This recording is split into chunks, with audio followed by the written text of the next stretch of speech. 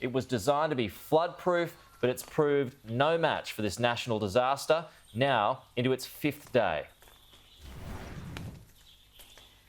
Yeah, Pete, well, as you can see behind me, the Windsor Bridge here in Western Sydney, it was designed, as you say, to be flood-proof. It was only opened just a few months ago, but already it has been swallowed by the Hawksbury River. It is now underwater. Now, questions will be raised about that piece of infrastructure in the coming days, but for now, let's focus on the task at hand, because thousands of homes are under threat here in Western Sydney as the area sees its worst flooding since 1961.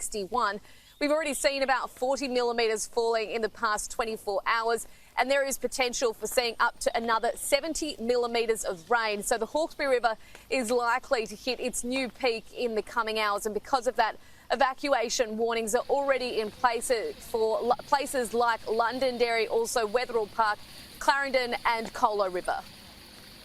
We just had earlier this morning some warnings now issued along the Colo River.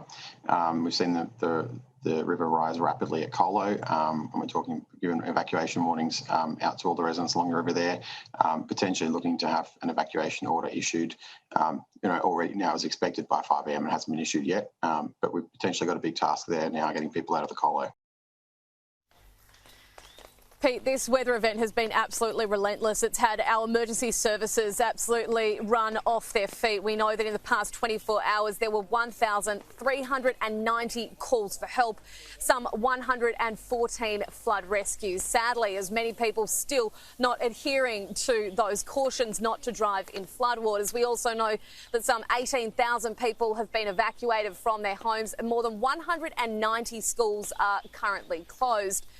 Thankfully, we are going to see some reprieve on the way. This heavy rainfall, it looks like we'll only see another 24 hours of it. It is set to move further south and finally leave the coast of New South Wales later today. So tomorrow is looking a lot better. But unfortunately, before that, we have a few other elements that have added to the chaos. We know that dangerous surf conditions and also damaging winds will take place across the central coast of New South Wales and also the southern coast.